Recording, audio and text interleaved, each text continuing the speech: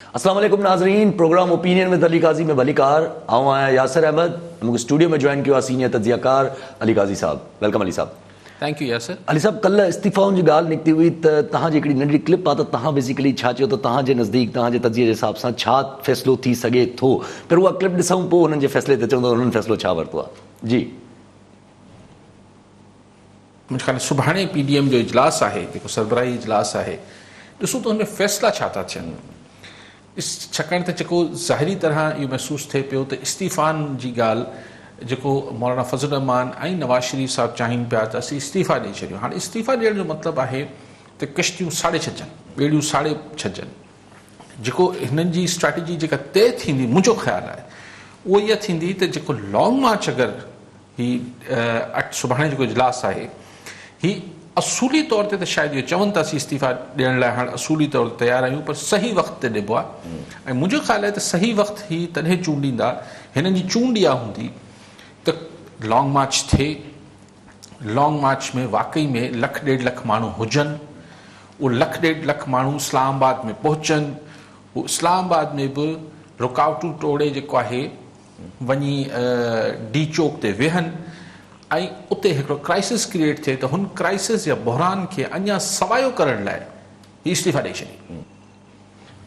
जी अली साहब, तव्हां चयो त इस्तीफ़ा हे तॾहिं ॾींदा जॾहिं लॉन्ग मार्च जे अंत ते। अॼु ताईं हाणे ताईं साम्हूं इहो ई आयो आहे त PDM जो फ़ैसिलो इहो ई आहे त असां इस्तीफ़ा मौलाना फज़ल रहमान वटि सबमिट करायूं था। मौलाना फज़ल रहमान इस्तीफ़ा तॾहिं स्पीकर खे प्रेज़ेंट कंदो जॾहिं लॉन्ग मार्च जो अंत थींदो। जी, हिन महिल ताईं जेके ज़रियनि वटां ख़बरूं PDM जे इजलास जूं अचनि पियूं, हुन में इहो ई चयो पियो वञे त इहा तजवीज़ जेका आहे नवाज़ शरीफ़ साहिबु वीडियो लिंक ज़रिए जेको पंहिंजी तक़रीर कई, उन में इहा तजवीज़ रखियऊं त भई इस्तीफ़ा जेके आहिनि पाण लॉन्ग मार्च जे आख़िर में ॾियूं। ऐं ज़रियनि मूजिबि फ़िलहाल इहो चयो पियो वञे, दावा इहा आहे ज़रियनि जी त बाक़ी समूरियुनि पार्टियुनि जंहिंमें पीपल्स पार्टी ऐं ॿियूं आहिनि, उन्हनि नवाज़ शरीफ़ साहिब जी हिन तजवीज़ जी हिमायत कई आहे ऐं एग्री कयो आहे, सहमत थिया आहिनि। सो बाक़ी त ॾिसूं हींअर जेको ऑफिशियली ब्रीफिंग ॾियनि था उनमें छा थींदो। लेकिन कल्ह मूंखे कॉमन सेंस बि इहो चए पियो ऐं तव्हां मूंखे हरूभरू हल्को वठो था। ॾिसो मूं वारी ॻाल्हि थोरी घणी शायदि सही थिए पई। न एक्चुअली छा आहे त अगरि हू ऑफिशियल ब्रीफिंग ॾिसो छा था चवनि, हीअ त ज़रियनि वटां ख़बर आहे, लेकिन मंतक इहा ई चए थी। छाकाणि हींअर इस्तीफ़ा ॾेई कहिड़ो फ़ाइदो, हींअर त कुझु आहे ई कोन। ऐं इस्तीफ़ा ॾिबो त ज़ाहिर आहे फौरन जेको आहे उहो बाई इलेक्शन्स इमरान ख़ान साहिबु त बार बार ऐलान करे पियो त असीं ज़िमनी चूंडूं कराए छॾींदासीं। त हाणे हू लॉन्ग मार्च जी तयारी कंदा या ज़िमनी चूंडनि जी तयारी कंदा। ऐं सिर्फ़ु अगरि पीपल्स पार्टी जो मसइलो इहो आहे त हुनजी सिंध हुकूमत आहे, त उहो हरूभरू सिंध हुकूमत छो छॾे ॾे। लॉन्ग मार्च में बि त ज़ाहिर सरकारी वसीला सभु शयूं इस्तेमालु थियणियूं आहिनि। ऐं सिर्फ़ु क़ौमी असैम्बली में अगरि पीपल्स पार्टी ऐं PDM वारा इस्तीफ़ा ॾींदा त इहा तनक़ीद थींदी त पीपल्स पार्टी जेको आहे सिंध में मज़ा वठे पई सरकार जा ऐं सिर्फ़ु क़ौमी असैम्बली मां इस्तीफ़ा ॾेई छॾिया अथसि। सो कंहिं बि हिसाब सां हींअर इस्तीफ़ा पहिरें मरहले में इस्तीफ़ा ॾियण जी लॉजिक न आहे। सो आउं सम्झां थो त PDM जे इजलास में हाणे जेको ब्रीफिंग थींदी उनमें इहो ज़रूरु शायदि अख़बारनि में ख़बर ठाहिण लाइ इहो ज़रूरु चयो वेंदो त असूली तौर ते इतफ़ाक़ थी वियो आहे इस्तीफ़ा ॾियण जो।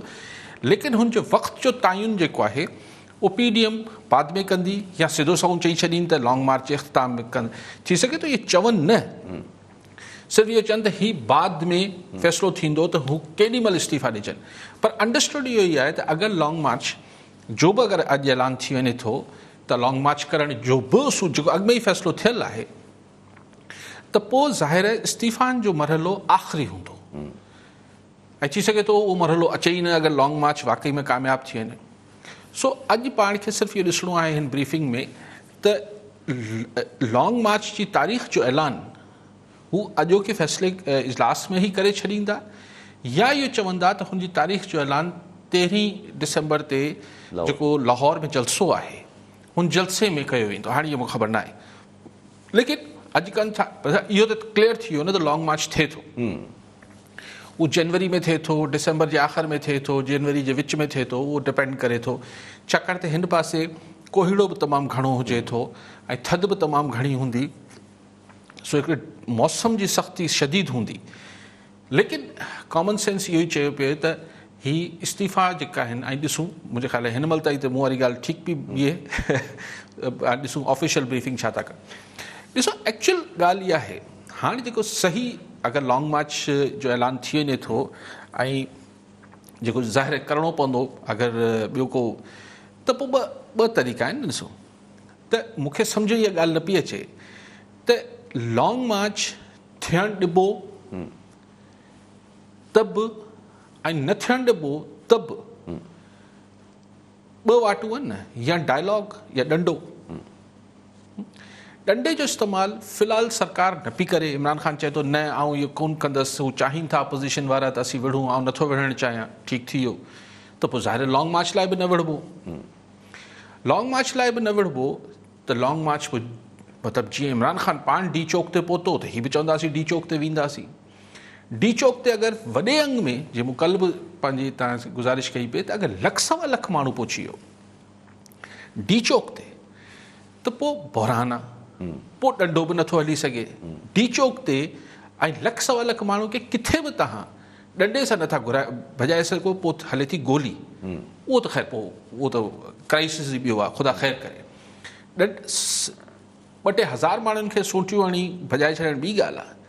लख सवा लख माण्हू खे तव्हां सोटियुनि सां ऐं टीयर गैस सां नथा भॼाए सघो त पोइ छा, पोइ थींदियूं आहिनि ॻाल्हियूं। मूंखे जेका ॻाल्हि सम्झ नथी अचे त ॻाल्हियूं कंहिंसां केरु कंदो PDM कंहिंसां कबी। इमरान ख़ान त चए थो त भले मुंहिंजी हुकूमत हली वञे, ऐं नारो कोन ॾींदुसि, ऐं हीअं न कंदुसि, ऐं इमरान ख़ान सां हू ॻाल्हाईंदा बि कोन अपोज़िशन।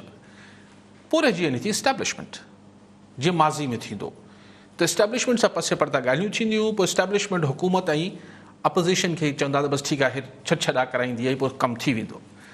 हींअर मसइलो इहो आहे त हू इस्टेब्लिशमेंट जे अहम ज़िम्मेवारनि खे ख़ासि तौर ते नवाज़ लीग टारगेट पई करे त ॻाल्हियूं कंहिंसां कजनि। इस्टेब्लिशमेंट जे मुखिया माण्हुनि खे हू धुर पई बणाए नवाज़ लीग त ॻाल्हियूं कंहिंसां थींदियूं त पोइ या त, लेकिन बहरहाल सियासत आहे, को विच में पइजी वेंदो, को वरी हिननि जे विच में बि केरु पइजी वेंदो अपोज़िशन मां ई, त ठीकु आहे न ख़ैर आहे, ॻाल्हियूं कयूं था, हल कयूं था, या पोइ लाइन कट गई, सभु कुझु वेड़िजी वञे। सो ॾिस हाणे में जेका बारीकी आहे त अगरि ॻाल्हियूं थियनि थियूं त ॻाल्हियूं इस्टेब्लिशमेंट सां ई थींदियूं। उहो छा नवाज़ शरीफ़ नवाज़ लीग मञणो पइजी वेंदो अगरि PDM मञंदी त, ऐं हुनजो नतीजो छा थींदो? छा इन हाउस चेंज? मुंहिंजो ख़्यालु आहे त लॉन्ग मार्च खां पोइ इन हाउस चेंज त मूंखे नथो लॻे। पोइ जनरल इलेक्शन्स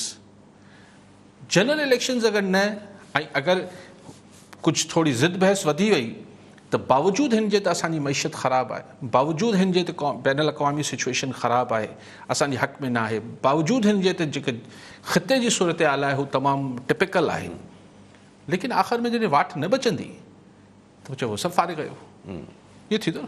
बोले साहब ऑपोजिशन एॾे मतिलबु अगरि एॾे हुन सां वञे थी पई जोश खरोश सां लॉन्ग मार्च जी तरफ़ ऐं सभु कुझु, ऑपोजिशन किथे न किथे त वञी बैंड थींदी न। मिसाल जी ॻाल्हि अगरि इलेक्शन जी ॻाल्हि अची बि वई त इलेक्शन कराए था वठूं जनरल इलेक्शन, ऑपोजिशन कीअं मञी त उहे जनरल इलेक्शन सही आहिनि? इहो हिकिड़ी अलॻि बहस आहे, इहो त बाद जी बहस आहे त ठीकु आहे इलेक्शन त थियनि पिया, पर इलेक्शन फेयर थियनि हिकिड़ी अलॻि बहस आहे। ऐं उतां वरी हिकिड़ो ढाका फार्मूला जो जेको ख़्यालु आहे या फॉर्मूलो आहे उहो जनम वठे थो त ठीकु आहे पोइ फ़िलहालु कुझु अहिड़ो को सेटअप आणिजे, को जुडिशरी जो सेटअप आणिजे, को छा कजे, जो छो कजे, त हू विच में वेही इलेक्ट्रोल रिफॉर्म्स आणींदा आहिनि, पोइ 3 महीननि या 6 महीननि में को इलेक्शन कराए, जंहिंजे आइन में का गुंजाइश न आहे। शायदि ख़ाकान अब्बासी अॼु जेको चए थो, शायदि ख़ाकान अब्बासी जेको अॼु चए पियो त ॻाल्हियूं जेके आहिनि सियासत ते असरअंदाज़ थींदड़ कुवतनि सां, पोइ हरूभरू जी डेग करे थो त हू इस्टेब्लिशमेंट बि आहे, मीडिया बि आहे, जुडिशरी बि आहे, उहो त पोइ हिकिड़ी जनरल डायलॉग जी ॻाल्हि करे पियो।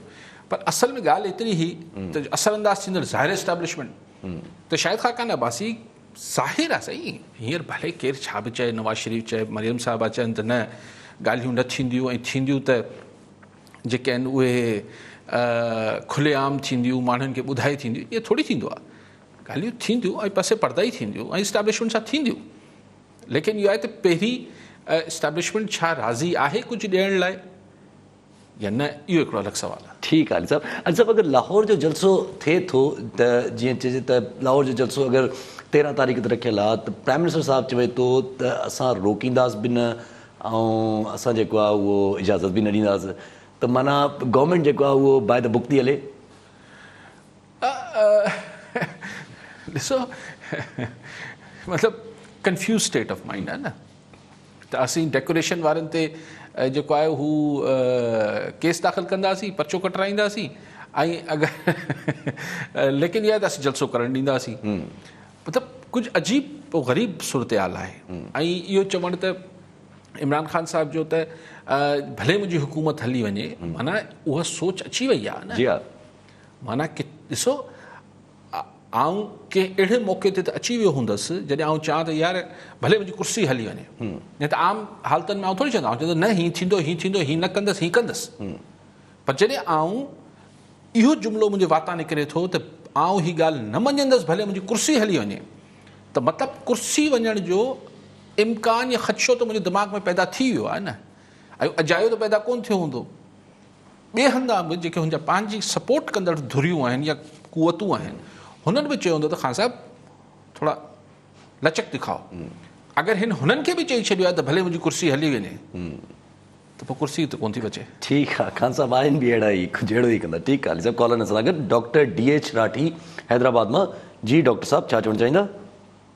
सर, अर्ज़ु इहो आहे त सिंध जे मुलाज़िमनि खे, सभिनी खातनि जा जेके बि मुलाज़िम आहिनि हर ग्रेड जा, उन्हनि खे इहो आहे त जेको ग्रुप इंश्योरेंस कटिजे थो रिटायर थियण महिल सिंध में नथो मिले। जॾहिं त बलोचिस्तान में 2009 में असेंबली पंहिंजो कानून बदिलाए उते मुलाज़िमनि खे ॾियणु शुरू कयो। उनखे ॾिसी KPK बि मुलाज़िम कोर्ट में विया, उन्हनि खे बि हाई कोर्ट मां खटे विया, सुप्रीम कोर्ट बि बहाल कयो त इहो हिननि जो हक़ आहे, पैसा हिननि जा आहिनि, हिननि खे ॾियो। सिंध में मुलाज़िम रड़ियूं कंदा रहिया आहिनि, पोइ क्लार्क हुजनि, मास्टर हुजनि, डॉक्टर हुजनि, केर बि हुजनि, पर सिंध असेंबली में कई दफ़ा इहो मैटर बि डिस्कस थियो आहे। अपोज़िशन जी मैडम सहर अब्बासी बि कयो, MPA मोहम्मद हुसैन बिल बि पेश कयो, पर उनखे 4 महीना थी विया आहिनि, अञा ताईं न को बिल थो सबमिट थिए डिस्कशन लाइ, न को इहो मुलाज़िमनि जो मसइलो हल थो थिए। सिंध जे मुलाज़िमनि सां इहा ॿ छो आहे? सो इहो मामिलो तव्हां थोरो पेश कंदा जीअं हुकूमत जे कननि ताईं ॻाल्हि पहुचे। ठीकु आहे राठी साहिबु, ठीकु। डॉक्टर राठी साहब बिल्कुलु ज़ाती आहे, सभिनी खे मिले थो, सिंध जे मुलाज़िमनि खे बि मिलणु खपे। ऐं अगरि सिंध सरकार अलाए छो असेंबली में उनखे प्रायोरिटी ते न पई रखे, सिंध सरकार खे हाणे असेंबली जे इजलास में उनखे कानून ठाहिणु खपे। अगरि नथी ठाहे त पोइ मुलाज़िमनि खे बि थोरो गॾिजी सॼी को वकील करे, छाकाणि त सुप्रीम कोर्ट जो केस फ़ैसिलो मौजूदु आहे, त हिते देरि न लॻंदी तव्हांजे हक़ में फ़ैसिलो अचण में। पोइ ॿी वाट इहा अथव। ठीकु आहे अली साहिबु, लाहौर जे जलसे ते अगरि वापसि अचूं त लाहौर जे जलसे में बज़ाहिर त इहो नज़र अचे थो हुकूमत चवे थी त रुकावटूं असां न विझंदासीं, न थींदियूं रुकावटूं। अॼु मरीम नवाज़ साहिबा जेको आहे उहो ईअं ई मीनार पाकिस्तान वारे ग्राउंड जी जेका तस्वीरूं कढी ऐं सोशल मीडिया ते रखियो त जंहिंमें पाणी आणियो पियो, हुननि चयो त पाणी छॾे ॾिनो आहे सरकार। हुननि चयो त भई अञा तव्हांजो जलसो जेको 3 ॾींहंनि खां बाद आहे, पाणी सुकी वेंदो, तव्हांखे जलसो खुलियल मिलंदो, तव्हांखे ॿाहिरि वञणु न ॾींदासीं। पर ॿियो बि हिकिड़ी हिन में ॻाल्हि आहे त लाहौर में अॼु न्यूज़ ॾिठीसि त 55 लोकेलिटीज़ में हुननि जेको आहे लॉकडाउन, स्मार्ट लॉकडाउन नाफ़िज़ करे छॾियो। हा, ग्राउंड में अगरि पाणी छॾण वारी ॻाल्हि मूं तव्हांखे पोइ भेरे जॾहिं मुल्तान ऐं पेशावर जलसो, मुंहिंजो सरकार खे अगरि जलसो फिटाइणो हुजे त ॿियो उन कुझु करण जी ज़रूरत कहिड़ी आहे? पाणी छॾे ॾे पंडाल में त जलसो थींदो ई कोन। पर इहा ॻाल्हि बि ठीकु आहे त अञा 3 ॾींहं आहिनि, 3 ॾींहंनि में पाणी सुकी वेंदो। अगरि सुभाणे परीं वरी पाणी आयो त मतिलबु पोइ इहो ई आहे त लेकिन अगरि लाहौर जी 55 पाड़नि खे, घिटियुनि खे, इलाइक़नि खे, 55 इलाइक़नि खे स्मार्ट लॉकडाउन जे तहत सील कयो वियो आहे, त इहा त ॻाल्हि सही सिधी आहे। इहो करोना त कोन्हे, इहो कुझु न कुझु करोना। इहो करोना COVID-19 न आहे, ये कुछ करो ना।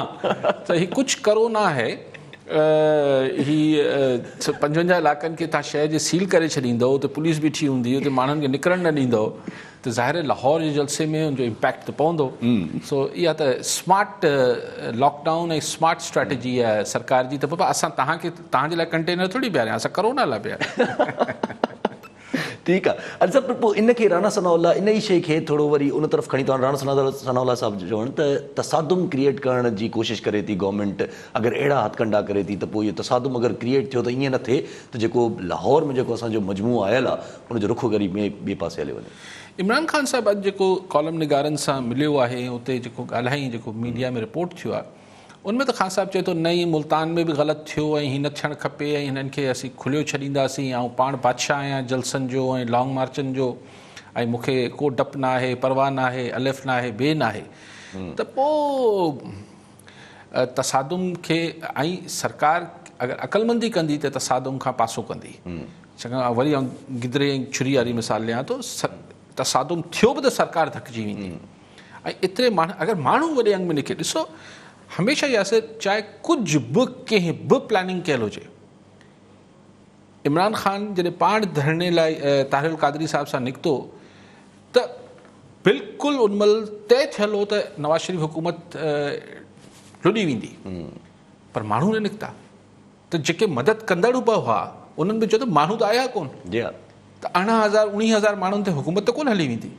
त माण्हू अगरि वॾे अंग में निकिरी आया पोइ न तसादुम करे सघंदी सरकार ऐं तसादुम कंदी त एॾो वॾो नुक़सानु थी वेंदो जंहिंजो पोइ तलाफ़ी ॾुखी थी पवंदी ज़ाहिर 11 पार्टियूं हिकु तरफ़ आहिनि ठीकु आहे सभु कॉलर असां सां गॾु अब्दुल रहमान समेजो कश्मीर मां जी समेजो साहब छा चवणु चाहींदा अस्सलाम वालेकुम वालेकुम सलाम कहिड़ा हाल आहिनि सभु ख़ुशि आहियो ठीकु आहे जी अल्हम्दुलिल्लाह अली साहब महिरबानी दिल्ली के रहण खां टीवी ते ॾिठो हुयो सर खे जी सर हिकु सुवालु हुयो सर सवाल कयो असांजे कड़क जेकी फूड माना जेके सर हिते काफ़ी हिते पयल हूंदी आहे जीअं गवर्नमेंट चवंदी आहे असां वटि कड़क कोन्हे कड़क आई हिते कोन्हे या किथे वई आहे किथे न असांखे गवर्नमेंट काॾे न वई आहे पर हिते कड़क असां वटि हूंदी आहे हिते मिल ठीकु आहे चवनि था अंदरि मिलनि में पई कणिक सड़ी थी वञे गवर्नमेंट हुन जे हिसाब सां कुझु नथी करे चए थो असांजे गुदामनि में कणिक पई आहे साईं जो एतिरो ई ॿुधण में आयो साईं सड़ी पई वञे मिसमैनेजमेंट फूड डिपार्टमेंट जी आहे किथे कणिक जी शॉर्टेज जे करे अटो महांगो थी वञे थो किथे बारदाणो नथो मिले किथे कणिक पई सड़ी वञे थी आहे त अलमियो मिसमैनेजमेंट आहे ठीकु आहे सभु कॉलर असां सां गॾु अख्तर महेसर पीरगोट मां जी महेसर साहब छा चवणु चाहींदा साईं काए साहब खां सवाल हुयो त पीडीएम वारनि जो अॼु जेको इजलास थियो आहे हिन में इस्तीफ़ाउनि ते आख़िरी जेको हद इहा आहे त इस्तीफ़ाऊं ॾींदासीं त मां जेके गुज़िरियल 20-25 साल हुया मोहतरमा शहीद सां जेके नाजाइज़ियूं थींदियूं हुयूं त उन में हूअ हर दफ़े इहे चवंदी हुई त जमहूरियत बहितरीनु इंतकाम आहे पोइ उन में हिनखे वॾियूं नाजाइज़ियूं थियूं त उहा जेकॾहिं हाणे बिलावल साहिबु मौजूदा बि त जमहूरियत आहे न हाणे जेकॾहिं बिलावल साहिबु जमहूरियत खे ई ख़तमु करणु थो चाहे त यानी मोहतरमा शहीद वारी पीपल्स पार्टी ॿी हुई ऐं हाणे बिलावल वारी पीपल्स पार्टी वरी ॿी आहे छा ठीकु आहे महेसर साहब महेसर साहब ॾिसो ॻाल्हि इहा आहे त हीअ चवणु त democracy is the best revenge जमहूरियत बहितरीनु इंतकाम आहे उनजी मुख़्तलिफ़ तशरीहात ऐं मुख़्तलिफ़ मौक़नि ते इहे इस्तिलाहात इस्तेमालु थींदा हुआ छा मोहतरमा पाण लॉन्ग मार्च न कयो छा पोइ आख़िरी मौक़े हिकिड़ो दफ़ो त आउं पाण हुते मौजूदु हुअसि मोहतरमा सां गॾु जेको लाहौर इस्लामाबाद में ई शुरू करे पई पर उहो न करणु ॾिनो लठबाज़ी थी ग़ुलाम सां जतोई मरहूम हो फारूक लगारी मरहूम हुआ हीअ सभु हुआसीं असीं 200 सहाफ़ी हुआसीं ॿियो दफ़ो हुननि लाहौर मां थोरे ॾींहंनि खां पोइ वरी हीअ जॾहिं न करणु ॾिनो त लाहौर मां चयूं त आउं कंदसि लॉन्ग मार्च इस्लामाबाद ॾे पर हू वहीद काकड़ साहिबु काकड़ फॉर्मूला अची वियो त बीबी खे जेको हेलीकॉप्टर मोकिलियो वियो बीबी इस्लामाबाद आई नेगोसिएशन्स थी टेबल ते ॻाल्हि ख़तमु थी ऐं पोइ हुकूमत ख़तमु थी त ॻाल्हि इहा आहे त हीअ छो हिन मां महेसर साहिबु इहो अज़्यूम करे पियो त जमहूरियत खे ख़तमु करण लाइ लॉन्ग मार्च थिए पियो ॻाल्हि इहा आहे त छा जमहूरियत में प्रोटेस्ट करणु पीसफुल डेमॉन्स्ट्रेशन जेका आहे या एहतजाज करणु छा ग़ैर जमहूरी कमु हूंदो आहे छा हर ॻाल्हि जो इहो जवाबु ॾिजे त हुकूमत जमहूरियत हली वेंदी तंहिंजे करे हुकूमतूं जेको वणे कंदियूं रहनि जीअं वणे कंदियूं रहनि पर सिर्फ़ु इहो हर दफ़े डपु ॾिजे चाहे इमरान ख़ान जी हुकूमत नथो चाहे पीपल्स पार्टी जी हुजे चाहे नवाज़ लीग जी हुजे चाहे अलिफ जी हुजे ॿिए जी हुजे जेको वणे जुठूं कंदी रहे ऐं माण्हू इन करे एहतजाज न कनि या हुकूमत जे ख़ात्मे जो मुतालबो न कनि त छाकाणि त असांजी जमहूरियत खे ख़तरो थी पवंदो अगरि जमहूरियत एतिरी फर्जाइल आहे त ॿी ॻाल्हि आहे बाक़ी हा इहा ॻाल्हि तव्हां चई सघो था त हीअ जेके जमातूं आहिनि ख़ासि तौर ते पीपल्स पार्टी ऐं नवाज़ लीग इमरान ख़ान जे लॉन्ग मार्च जे मौक़े ते ऐं ताहिर कादरी वारे लॉन्ग मार्च जे मौक़े ते हिननि चयो त हीउ ग़लति रवैयो आहे त कुझु माण्हू अची इस्लामाबाद में जमा थिया आहिनि ऐं चवनि था हुकूमत ढाहे छॾे, हा उतां यू टर्न आहे। बाक़ी जेको तव्हां हवालो ॾियो पिया उहो हिते फिट नथो थिए। ठीकु आहे साहब, कॉलर असां गॾु मीर मोहम्मद सूमरो सीराणी मां। जी सूमरो साहब, छा चवणु चाहींदा? सर असांजो अर्ज़ु इहो आहे त बदीन डिस्ट्रिक्ट जेको आहे न पाकिस्तान में सभ खां वधीक कमाईंदड़ ज़िलो आहे, पण असांजी सीराणी शहर जी हालत ॾिसो, जंहिंमें गैस मंज़ूर थियो आहे, स्पीकर फेमिदा नज़ा कयो, हुनखे 10 साल थी विया आहिनि, अञा गैस कोन आयो आहे, ड्रेनेज बि सही कोन्हे, पाणी रोड ते बीठो आहे, ऐं स्कूल जी बि हालत उजड़ियल आहिनि, तव्हां ॾिसो। ठीकु आहे सूमरो साहब। सूमरो साहब बिल्कुलु ज़्यादती आहे, पर हाणे बदीन अलाए सभिनी खां वधीक कमाईंदड़ ज़िलो आहे, अलाए घोटकी आहे, अलाए केरु आहे, पर कमाईंदड़ हुजे न हुजे हिन मुल्क जो हिसो आहे। ॻाल्हि इहा थोरी हुजे थी त कमाईंदो केरु वधीक आहे, लेकिन बहरहाल ज़्यादती आहे, थियणु खपे, मसला हल थियणु खपे। जेको साईं मयसर साहिबु ॻाल्हि पे कई त बेनज़ीर साहिब वारी पीपल्स पार्टी अलॻि, ज़ाहिर आहे न मोहतरमा जा वक़्त ई हालात ॿिया हुआ। अॼु ज़रदारी साहिबु काफ़ी अरसे त आसिफ़ ज़रदारी साहिबु लीड कंदो रहियो आहे पीपल्स पार्टी खे। बिलावल त 2008 में मतिलबु अञा एतिरा कोन हुआ त एज नंढी हुई। ज़ाहिर आहे हर माण्हू पंहिंजे हिसाब सां पार्टी हलाईंदो, हर माण्हू खे तव्हां कंहिं ऑर्गेनाइज़ेशन में बि उनजो CEO चेंज करे छॾींदा आहियो त उन ऑर्गेनाइज़ेशन जा मोह मुहांडा चेंज थी वेंदा आहिनि, चङाई लाइ बि थी वेंदा आहिनि, बुराई लाइ बि थी वेंदा आहिनि। पर आउं इहो न पियो चवां त मोहतरमा वारी पीपल्स पार्टी का चङी थी वई आहे हाणोकी या बुरी थी वई आहे, ऐं चवां तब्दील त थी आहे, हू पीपल्स पार्टी ॿी हुई, ॿी आहे, हिन में त को आउं न चवां बुरी या सुठी, पर नेचुरल आहे न, लीडरशिप चेंज थींदी त ऑर्गेनाइज़ेशन जा मोह मुहांडा त चेंज थींदा। एंटी डेमोक्रेटिक न आहे थी, आउं कुझु बि न पियो चवणु चाहियां, आउं चवणु चाहियां पियो त उन्हनि चयो त मुख़्तलिफ़ न थी वई आहे, बिल्कुलु मुख़्तलिफ़ थी वई आहे। हुननि बि न चयो त सुठी थी आहे ख़राबु थी आहे, आउं बि न पियो चाहियां सुठी थी आहे ख़राबु थी आहे। ठीकु आहे साहब, कॉलर असां गॾु इमरान खान हैदराबाद मां। जी खान साहब, छा चवणु चाहींदा? सर मैं ये कहना चाहता हूँ कि प्राइम मिनिस्टर साहब पहले कहते थे कि कोई भी जलसे करे, धरना दे, मैं उसको कंटेनर दूंगा, सब कुछ दूंगा। आज ये कनौरा की आग में छुप रहे हैं। मेरे कजन लाहौर के अंदर रहते हैं, रेहान खान नाम है, रात को उनके घर पे छापा मारा है, वो सियासी वर्कर हैं, उनको ले गए, तो अभी तक उनको नहीं छोड़ा। वहाँ पे लाहौर में गिरफ्तारियां चालू हैं, ये झूठ बोलते हैं हम किसी को नहीं पकड़ रहे हैं, वो सबको पकड़ रहे हैं। और इंशाल्लाह हैदराबाद से भी हम लोग पूरी बस भर के लेके PDM के साथ जाएंगे और इस जलसे को कामयाब करेंगे और इसकी हुकूमत को गिराएंगे। ठीक है खान इमरान खान साहब, अपनी हम नाम की हुकूमत आप गिराने चले कुछ तो नाम का भरम रखें। अच्छा चलें। सो बिल्कुल पकड़ दकड़ थी रही हूंदी लाहौर में। ऐं बाक़ी ये ॻाल्हि त मैं जेको चवंदा हा खान साहब तो मैं कंटेनर दूंगा, ये गालियूं ये तो बातें हैं, सो दिल पे क्यों ले रहे हैं? ऐसी बातों को संजीदगी से नहीं लिया जाता। ठीक है सर, ठीक है। हाँ अली साहब हिकिड़ो सवाल अचे थो ज़हन में त मरीम नवाज़ साहिबा जेको एॾो तव्हां बि ॻाल्हि कंदा आहियो त इहा त जेसिताईं लॉन्ग मार्च में एॾा माण्हू जेसिताईं गॾु न थियनि तेसिताईं त को इस्तीफ़ा ॾियनि या छा बि ॾियनि उन सां को फ़र्क़ु न पवंदो एतिरो। त मरीम नवाज़ साहिबा जी बि चवणु त हुकूमत पैर उखाड़ चुकी है, बराना सनावला जो चवणु त चई रुख कंहिं ॿिए तरफ़ थी वेंदो, धमकाइण, एॾी कॉन्फिडेंस PMLN पाण खे सम्झे थी त माण्हू एॾा कढी वेंदी। ॾिसो अगरि लीडरशिप में ई एतमाद चाहे अंदरां शेकी हुजनि, अंदरां भले लुॾियल हुजनि, पर अगरि क़यादत ई माण्हुनि जे मुंहं में या मीडिया जे साम्हूं ई शेकी या लुॾियल नज़र ईंदी त पोइ हेठि माण्हुनि में कारकुननि में केरु एतमाद पैदा कंदो। सो चइबो हुननि पारां बि चइबो इहो ई त घटि न थींदी। पर आउं तव्हांखे पर्सनली चवां त अगरि ही लॉकडाउन ऐं गिरफ़्तारियूं ऐं ही अगरि हिन जेतिरे लेवल ते हींअर थियनि पियूं इहो ख़ैरु आहे।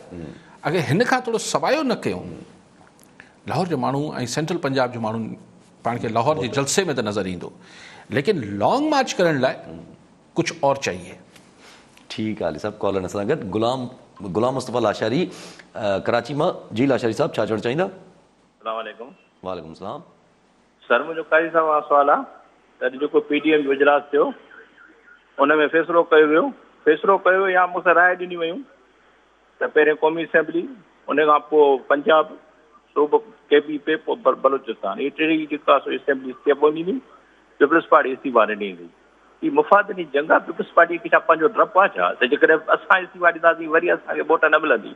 ऐं ॿी ॻाल्हि इहा त जेके इस्तीफ़ाऊं पेश था कनि उहे बि हिकिड़ो नवाज़ शरीफ़ जेको न हलो नाहला ऐं जेको मौलाना फज़ल रहमान आहे उन जी क़ौमी असेंबली मेंबर आहे, उहो कीअं स्पीकर खे पंहिंजो इस्तीफ़ाऊं पेश कंदो सभिनी मेंबरनि जो?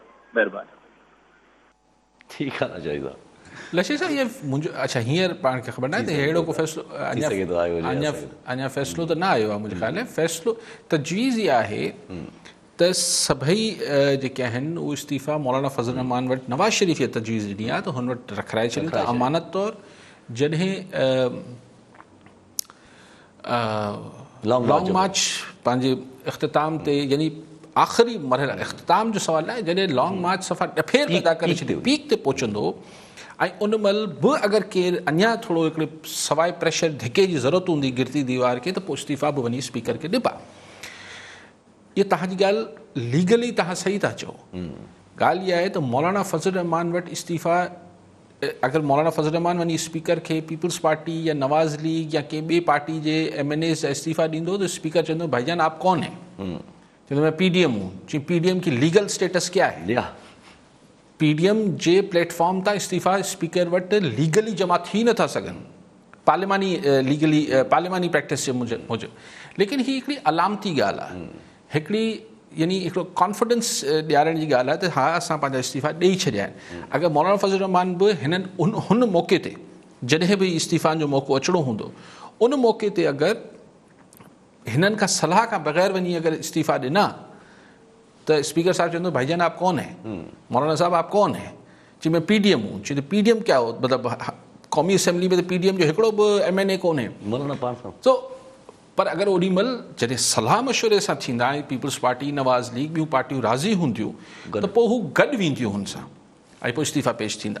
सो लेकिन अञा हू परे जी मंज़िल आहे। जी ठीकु आहे सभु कॉलर सां गॾु मोहम्मद अनवर चांग सांगड़ मां। जी चांग साहब छा चवणु चाहींदा? कॉल ड्रॉप थी वई।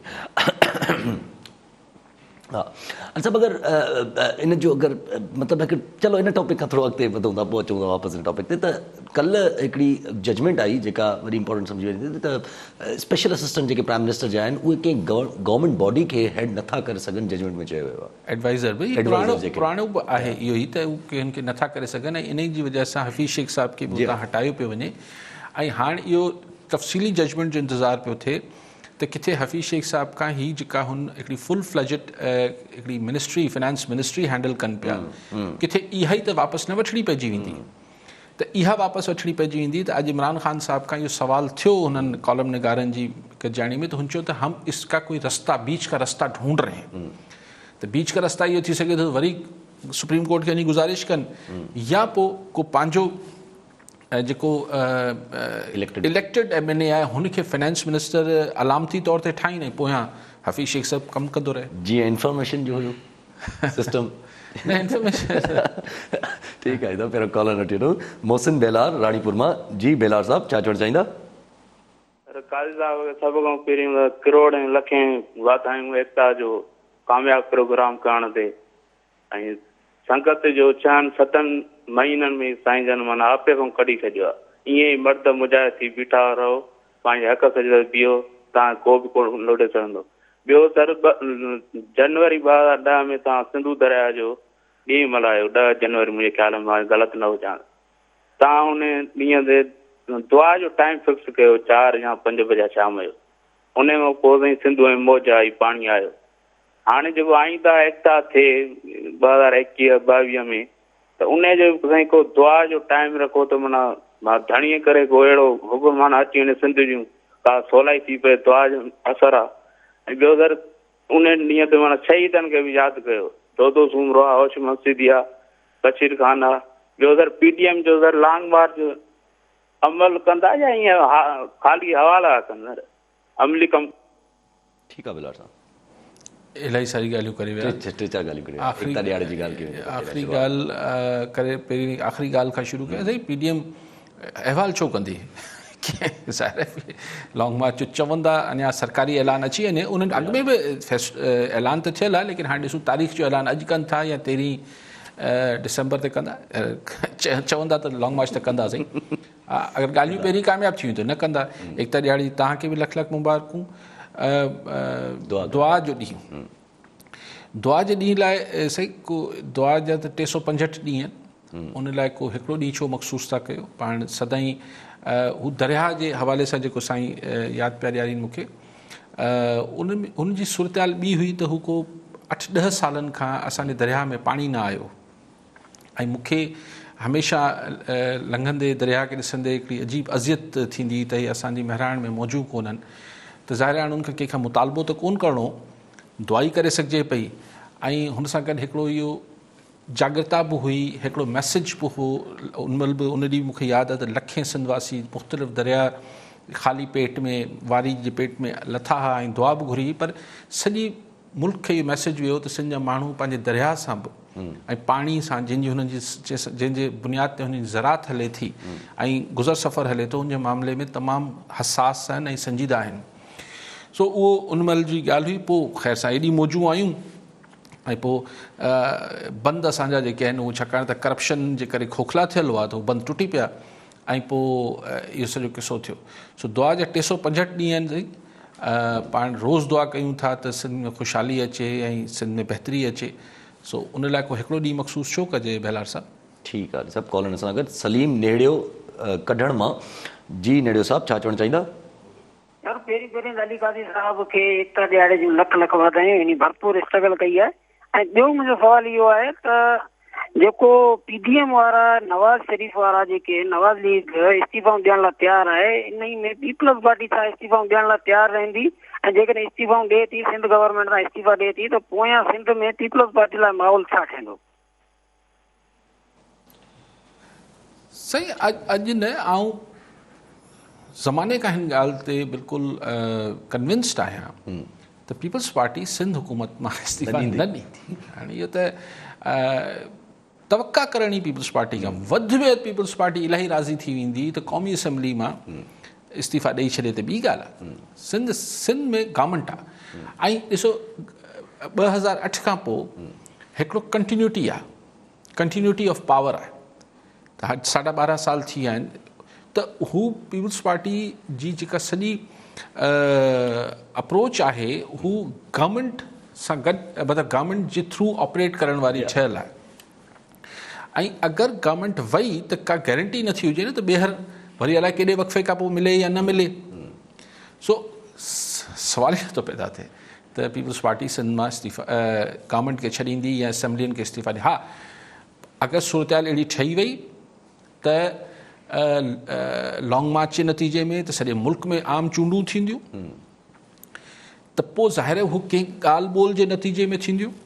हा, कॉमन सेंस छा थो चए, को ॻाल्हियूं थींदियूं, को निबेरो थींदो ऐं पोइ चइबो ठीकु आहे बाबा आम चूंडूं। ठीकु थी वियो।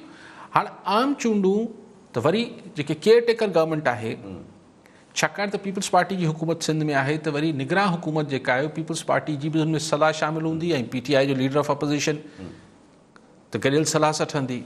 पर गॾियल सलाह सां पंहिंजी जाइ ते जेके इलेक्शन खां पहिरीं जेके थोरो हिसो वंडियो वेंदो आहे त कीअं छा थींदो मुल्क में ईंदड़ इलेक्शन्स में, छाकाणि त उन में बि ज़ाहिर आहे हू ॻाल्हियुनि में ई तइ थींदो न।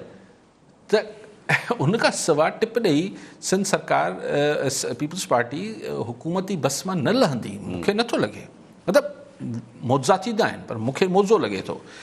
ऐं हीउ जेको लेकिन ॾिसणो जेको $1 मिलियन जो सवाल आहे त छा ॻाल्हियूं थींदियूं? ज़ाहिर आहे अगरि न थींदियूं त पोइ सभु कोई घर वेंदो। अच्छा, ॻाल्हियूं थींदियूं ऐं आम चूंडनि जी ॻाल्हि थींदी त पोइ फ्री एंड फेयर इलेक्शन खे यकीनी कीअं बढ़ायो वेंदो ऐं पोइ पाण सिंध जे मंज़रनामे ते केॾी महिल ॻाल्हाईंदासीं त पोइ छा थींदो। ठीकु आहे, सभु कॉलनि सां गॾु शाहनवाज़ जमाली दादू मां। जी जमाली साहब, छा चवणु चाहींदा? वालेकुम सलाम। असांखे सियासत जी ॻाल्हि सम्झ में ई नथी अचे, छा ई थींदो, छा मसइलो आहे, माना ख़बर नथी पए त ही छा करणु चाहिनि था। आख़िर ऑपोज़िशन जी ॻाल्हि सम्झ में नथी अचे? जी सर, PDM वारा या पीपल्स पार्टी वारा, इहे छा माना हिननि जो छा मक़सदु आहे? ठीकु आहे, क्लियरिटी ऑफ थॉट वरी छा नालो साईं जनाब शाहनवाज़ जमाली साहब। जमाली साहब, छो एतिरी सवली ॻाल्हि तव्हांखे सम्झ न पई अचे? चवंदा इमरान ख़ान हुकूमत वञे। छा चाहे साईं चवंदा छा चाहिनि पिया साईं? सिधी ॻाल्हि, चाहत त बिल्कुलु वाज़े आहे त हू चवनि था त इमरान ख़ान हुकूमत वञे। लेकिन हुनमें नवाज़ लीग जो जेको नैरेटिव आहे न हू एडिड आहे। जी हा, ही हिन में चइबो आहे न त हिकिड़ो इज़ाफ़ी तड़को आहे या इज़ाफ़ी ॻाल्हि आहे मौलाना साहब जो मौलाना साहब जो बि काफ़ी हद ताईं, पर बेसिकली नवाज़ लीग रिप्रेज़ेंट करे थी न पंजाब खे, त हू जेको ही मुख़्तलिफ़ लफ़्ज़ आहिनि सिलेक्टेड, पर सिलेक्टेड खां वधीक जेको ही हाणे ताबेदार ख़ान चवनि पिया त ताबेदारी कंहिंजी पियो करे इमरान ख़ान साहब। सो ॻाल्हि इहा आहे त हीउ नवाज़ लीग जेको नओं किसो शुरू कयो आहे, इहो बि त किथे निबेरो थियणो आहे न, त आख़िर हिन जो हल छा आहे? मतिलबु नवाज़ लीग हिकिड़ी हिन असांजी मुल्की तारीख़ में जेको हिकिड़ो ही नओं ज़ाहिर शयूं 72-73 साल थी विया आहिनि, स्टेटस को टुटंदा आहिनि जेके, छाकाणि त इहा ॻाल्हि ग़लति त न आहे त नवाज़ लीग ख़ुदि जेको आहे एस्टेब्लिशमेंट सां जे हथां परवान चढ़ी ऐं हुन सां गॾु हलंदी रही, लेकिन दुनिया में ईअं ई थियो आहे त पोइ विदिन द जेके स्टेटस को जा जेके अंदरि रहंदड़ क़ुवतूं आहिनि उन्हनि में ई त इख़्तिलाफ़ थींदा आहिनि। सो इहे पाण उहे ई ॾिसूं पिया। सो हिन जो निबेरो लेट्स होप के को हिकिड़ो पीसफुल ऐं सिविलियन हल निकिरी अचे। अगरि सिविलियन हल न निकितो त पोइ असां लाइ बि मसइलो आहे। ठीकु आहे सभु कॉलर वठी वठो। हैदर बख्श जमाली हैदराबाद मां। जी जमाली साहब छा चवणु चाहींदा? अस्सलाम जी वालेकुम सलाम। अली साहब खे तव्हांखे सिद्धवासियुनि खे एकता जूं लख लख वाधायूं हुजनि। ऐं मुंहिंजी हिकिड़ी आइडिया आहे त सिंध जे तइलीम ऐं जेको तारीख़ आहे उन जे बारे में भेड़ो को ॾींहुं मल्हाइजे।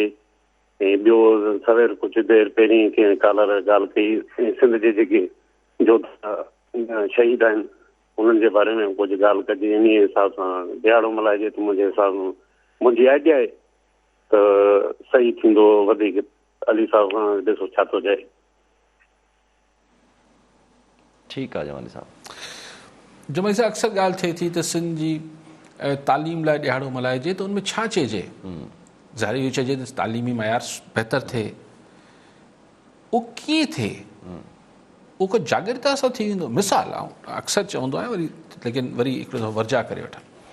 मिसाल अगरि चऊं पाण त हिकिड़ो ऑफिसर आहे, हिकिड़ो कामोरो आहे या हिकिड़ो वज़ीर आहे, जेको बि आहे, हू ॿारनि जे सरकारी स्कूलनि जे फर्नीचर मां 1 अरब रुपए जो अगरि फर्नीचर ख़रीद करिणो आहे त उन में 50 करोड़ रुपया खाई वञे थो। मिसाल हिकिड़ो न, मतिलबु सॼो जेको सिस्टम हुजे थो, उन ॾियारे खां पोइ चवंदो न हाणे त ॾियाड़ो मल्हाइजी वियो, हाणे त करप्शन न कबी। न, ईअं न थींदो आहे साईं। या मूंखे त लॻे थो सिंध जी सिहत जे बारे में बि ॾियाड़ो मल्हाइणु खपे। लखे माण्हू जेके असांजी सिहत जे जेके आहिनि मामलात उन जी करे वीचारा मरी वञनि था या तकलीफ़ में अचनि था, त पोइ छा थी वेंदो? त दवाउनि में जेके पैसा खाइजनि पिया, हॉस्पिटल्स जे हुन लाइ जेके पैसा खाइजनि पिया, उहे खाइजणु बंदि थी वेंदा। सो इहे ॾिहाड़ा मतिलबु इहे मसइला जेके आहिनि तालीम सिहत या कुझु बि, इहे को ॾिहाड़नि सां हल न थींदा। ऐं जागृता अॻु में ई मौजूदु आहे त इहे सुधरणु खपनि। ईअं बि न आहे त माण्हुनि खे ख़बर ई न आहे त तालीम न सुधरणु खपे या सिहत न सुधरणु खपे या पाणी जो निज़ाम न सुधरणु खपे। सवाल इहो आहे त इहे हुकूमतनि खे सुधारणा आहिनि। अलाह करे हिन लाइ पाण दुआ करे सघूं था। ठीकु आहे सभु कॉलर सां गॾु हाजी अब्दुल अज़ीज़ चांडियो मोरो मां। जी चांडियो साहब छा चवणु चाहींदा? मां पहिरियां त तव्हांजी टीम खे ऐं काज़ी साहब खे लख लख लख मुबारकूं ॾींदुसि जेके सिंध जे एकता वारो प्रोग्राम जेको थियो ऐं टाइम न्यूज़ वारनि जे तरफ़ां जेको थियो। ऐं ॾुख इहो थियो त जॾहिं असांखे हुते इहो ॿुधायो वियो त भई जेको आहे असांखे गवर्नमेंट जे तरफ़ां बि इजाज़त आहे, DC जे तरफ़ां बि NOC बि हुई। आख़िर असां सां इहो न आख़िर कहिड़ो छा सिंध गवर्नमेंट कान पई ॾिसे छा? लाइव टेलीविज़न ते असांजा प्रोग्राम अचनि पिया जंहिंमें असांजा टाइम न्यूज़ वारा नुमाइंदा ॾेखारनि पिया त कंटेनर लॻा पिया आहिनि। इहो असां सिंध जा माण्हू हितां जंहिं महिल असां सफ़र करे कराची पहुचा ऐं अफ़सोस इहो पियो थिए त सिंध गवर्नमेंट कोन पई ठहे त DC साहब NOC बि ॾिनी ऐं गवर्नमेंट जे कानून मुताबिक़ असां इजाज़त वरिती आहे। सिंध जो हिकिड़ो वॾो काज हो जेको असांजो सिंध जी पंहिंजी बहितरीन काज हो जेको पूरी दुनिया जे हुनखे काज खे जेको अमेरिका जी हथ में खयो हुजनि थो। अॼु पूरी दुनिया जे सिंधियुनि ऐं असांजा ॿिया जेके गैर सिंधी आहिनि उन्हनि बि असां सां गॾु जेको आहे हुन में शामिलु थियनि पिया। त आख़िर असांखे इहा सम्झ में ॻाल्हि न आई NOC जे बावजूदि असांखे हिन रुकावटूं छो कयूं कयूं वियूं। ऐं लख लख मुबारक टाइम न्यूज़ जे सभिनी तत्व वारनि खे। ठीकु आहे हाजी साहब। चांडियो साहब तव्हांखे करोड़ करोड़ मुबारकूं हुजनि। ख़ैर आहे रंडकूं रुकावटूं ज़िंदगी जो हिसो आहिनि। ऐं हाणे हू शायदि ख़बर न आहे मसइलो छा हो, छाकाणि त ॿियनि खे त करणु पिया ॾियनि, पर टाइम न्यूज़ हाणे शायदि अली काज़ी जो हो या कीअं हो मूंखे ख़बर न आहे छो, छाकाणि त अगरि सबबु को ॿियो हो त न करणु ॾियणो आहे, करोना आहे अलिफ आहे त पोइ ॿियनि खे बि न ॾियो, बसि आउं नथो ॿियनि खे न, आउं छा सभिनी खे ॾियो।